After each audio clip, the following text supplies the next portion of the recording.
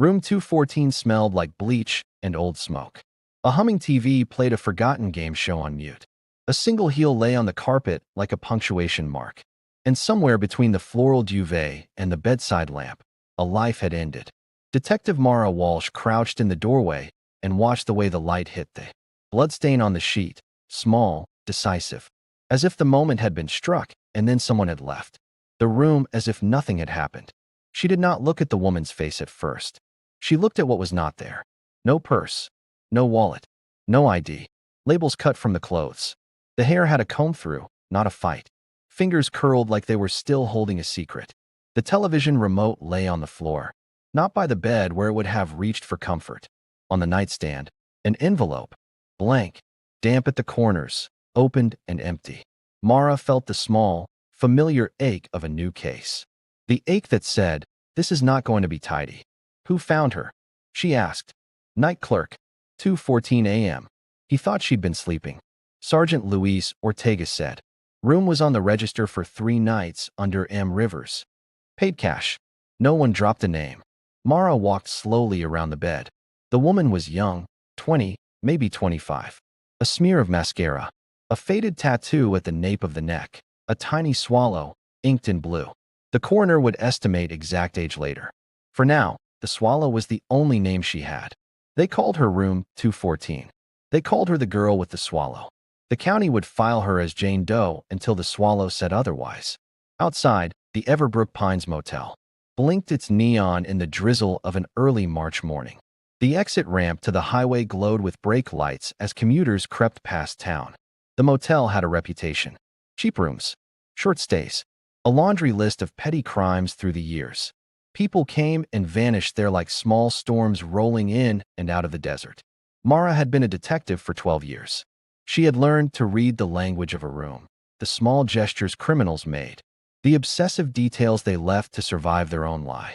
Tonight the language said someone had wanted to erase a person. Labels cut, purse taken, no ID, no paper trail. Why would someone take a purse and leave a shoe? Luis asked.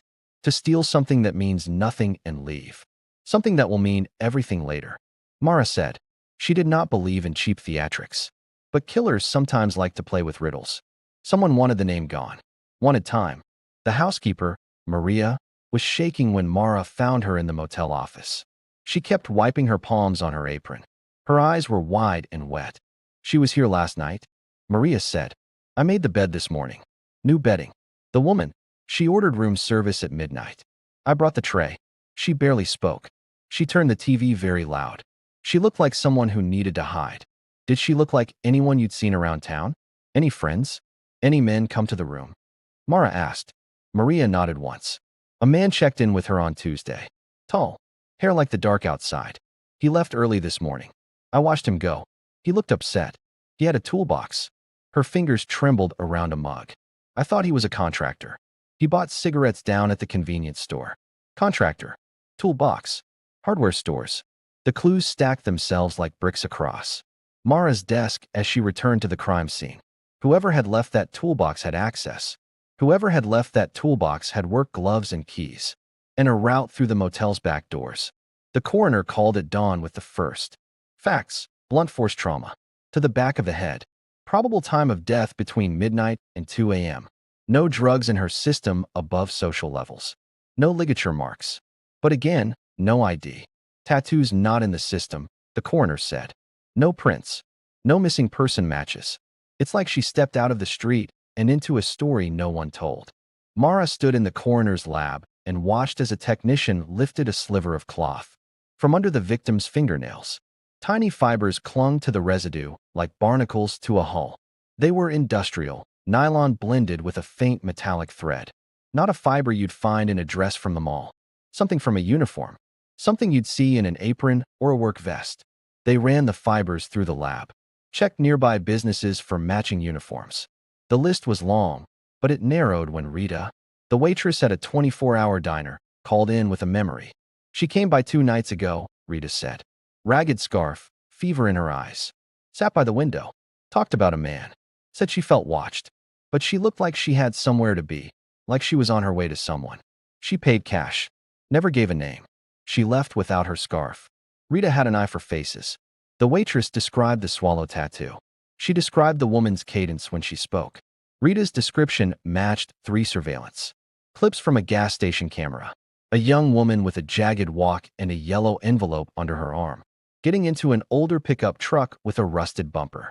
The license plate was mostly obscured, just 2 digits visible, 7 and 1. 71, Mara said aloud. We can work with that. The pickup's plate became a compass. They traced registrations. One vehicle in particular stood out, a contractor's truck registered to an Aaron Pike, a maintenance supervisor for a local construction company. He had a toolbox. He had contractor's gloves. He had a timesheet that put him at the motel the week before. Mara drove to Aaron's job site at noon. He stood on top of a scaffolding platform, chewing gum, hands stained with paint. He had a small scar across his knuckle, and a habit of flexing his fingers when he lied. You Aaron Pike? Mara said, flashing her badge. I'm Aaron, he said. What's this about? Your truck was seen at the Everbrook Pines the night a woman was murdered in room 214. Do you know this woman? Mara pulled out the surveillance freeze frame, grainy, but the tattoo was visible as a tiny mark against dark hair. He glanced at it, and his pedal twitched. He swallowed. No, he said. I was working the graveyard shift. I remember a truck. I remember a woman asking for directions. She said she was lost. I left at 3. I always leave at 3. Can anyone confirm your alibi? Luis asked. My foreman could, Aaron said. He saw me at the trailer signing out. They put the foreman on the phone. He confirmed. Aaron's story, he'd signed out at 2:45 a.m. The foreman also said he'd seen Aaron's truck at the motel a few nights earlier, but he thought Aaron was just doing odd jobs. Aaron's hands matched the fibers more than any other suspect. His toolbox had the brand of the metallic thread woven into its lining. But in the absence of more, they did what cops always do. They kept him under observation and kept looking. The town dug into the woman's life. They dug into nothing. She had no license, no social, no trace in local shelters. She had, however, a missing person report filed weeks earlier by a sister in a neighboring county, someone who'd thought her runaway would return in a matter of days before the phone number went dead. The sister's name was Claire Hart. Claire sent a photo. Mara held it up to the body in the morgue with gloves on her hands and felt the small, private jolt every detective feels when recognition flips a file from paper to person. The girl in the photo, smile bitten at the corner, was the same as the girl in the bed. Claire cried on the phone so quietly that Mara had to step outside the patrol car for a moment to breathe. She left a note once. Claire told Mara, said she was going to find the man who fathered her. She had always wanted to know where she came from. Her name was Emily. Emily Hart. She said she'd be back by spring. Emily. The name made the swallow tattoo mean something. Emily had a life before. Room 214. Emily had a sister whose voice shook every time she said, I just want her back. With Emily's name, the case grew teeth. They could pull phone records. They could question the men she'd been with. They could press on old rumors. Emily's path to the motel began to look less like a random misstep and more like a trajectory that ended with someone she'd trusted. Cellular pings placed Emily near the highway loop that ran behind the motel. A convenience store clerk remembered the rusted pickup and the man who drove it. He'd had paint on his boots. Another witness, Beanie, the night janitor at the motel, said he'd seen a man arguing with a woman outside room 214 around 1:30 a.m. He described the man as tall, broad shoulders, a dark hoodie under a construction vest. He swore the man left the way a man who would not return leaves, fast, with his shoulders hunched, hands in pockets, not looking back. The pieces built themselves into a portrait that resembled Aaron more than anyone else. His truck, his construction vest, his scarred hands, his fingerprints on a receipt from a bakery 2 blocks from the motel that had been found crumpled under the bed. The receipt, faint, half smudged in blood, had a smear that would tie an ID to a hand. But the best break came when the lab returned. A match on the DNA collected from under Emily's nails. A small, desperate fight at the end had left material, skin cells, a scab of blood, caught beneath a thumbnail like a final protest. The profile did not belong to the victim. It belonged to a man with a prior record for assault, a name that turned men in a few small towns the color of sudden weather, Aaron Pike. They chose their moment carefully. Aaron was at home when 3 patrol cars rolled up. He answered the door with paint on his palms, and a cigarette hung at the corner of his mouth. He tried to flee when Mara read him his rights. He was 20 yards away before Louise cuffed him. That night in the interrogation room, Aaron sat across from Mara with his head down. He smelled like sawdust and cold beer. He had the sort of eyes that avoided names. They placed the DNA result on the table. They placed the bakery receipt with the faint blood smear beside it. They placed a photo of Emily, now a name, now amplified by the look on Claire's face when she'd seen it. "Why did you do it?" Mara asked. Aaron laughed once, a sound that slid off the room like oil. "I didn't do it," he said. "She was with someone else. She came with a man. Maybe he did. Maybe she left with him. Why would I hurt her? You told a clerk at the diner you'd seen her the night she disappeared." Mara said. "You told your foreman you left at 3. Your truck was there. Your gloves matched the fiber.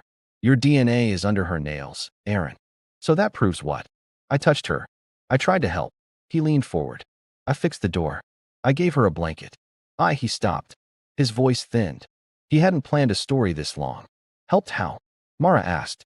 He looked at a distant corner of the room as if the truth was a flicker of lightning to be caught, and then the sky would go blank again. "She was with a man who tried to rob the place. I argued with him. He hit her. I grabbed the guy. Somebody hit her with a pipe. He broke off, swallowed like he'd bitten something sharp. I left to get help, and when I came back, she was gone. The man was gone. I didn't want to get in trouble. I panicked. Where's the man?" Aaron shook his head. "I don't know. I don't know. He left. I swear I didn't do it." That was the script of someone who had been somewhere, at the scene, within the orbit of violence, and then retreated into the safety of ambiguity. Aaron's DNA explained why his presence was at the last mention of violence. But it did not make him the killer. The killer had a pipe. Someone had struck Emily and then left her to die. They pressed him. They showed surveillance from a convenience store 3 blocks away that placed a man in a hooded jacket with the same build as Aaron, same scarred knuckle, walking fast with a toolbox. Aaron's face when he watched the footage went from defiant to paper-thin. He had been at the scene more than he had said. Under the weight of evidence, the fibers, the DNA, the truck, the time logs, Aaron's bluster eroded into confession. Not to the murder, at first. He admitted to arguing with a man named Tom Kessler in the motel parking lot. He admitted to leaving to fetch a flashlight from his truck. He admitted to returning to find Emily on the bed and Tom gone. He admitted to taking the purse because he was afraid of how it would look. He admitted to shoving the television remote behind the nightstand because he did not know what else to do.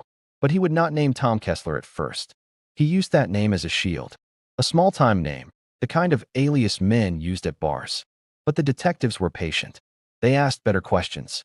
They asked about the pipe, the rust, the smell of metal. They asked about the man's voice. Someone had heard a voice. A resident across from the motel who walked her dog at dawn remembered seeing a figure run to an alley toward an older blue sedan with a dented fender and the letters KSS taped to the windshield. Maybe a job sticker. Maybe nothing. She remembered the man's gait and the way he swung his arms, like a man carrying something heavy. Word traveled through the small town like a loose thread catching on every nail. When the detectives ran a plate with those letters, the DMV database was messy but human. Pattern matching found a blue sedan registered to Tom Kessler, a contractor who had worked in Everbrook on 3 separate refurb jobs. He had a pipe in his garage. He had fingerprints on a toolbox that matched the partial prints found on the motel doorframe. He had a prior for public disturbances when he was young. He had reasons to drink. He had no alibi and a tendency to leave town on odd jobs. They brought Tom in. He was older than Aaron by a decade. He wore his weight like a coat. His hands were as broad as river stones, each knuckle calloused. In the interrogation room, he tried to keep his mouth in the shape of a man who had never learned to be quiet about secrets. "You weren't at room 214, Mara said. "I was at home." He looked at the ceiling, at the single fluorescent tube that hummed like an interrogator. "I left before midnight. I was at the bar. I have receipts."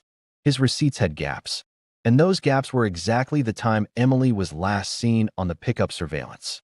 They placed the pipe. Forensics lifted prints from the motel curtain rod where the killer had steadied himself. The prints did not belong to Emily. They matched Tom Kessler. Confronted with the evidence, meddling prints CCTV showing him leave the alley with something bulky at his shoulder. The blue sedan, the testimony of the dog walker who'd seen him run. Tom broke. He admitted to following Emily after an encounter in the diner 2 days prior. He admitted he'd offered to get her a room because she looked tired. He admitted to being angry at how she dismissed him. He admitted that when Aaron and Tom had argued, Tom had lost his temper and swung the pipe. "I didn't mean to," he said, voice small.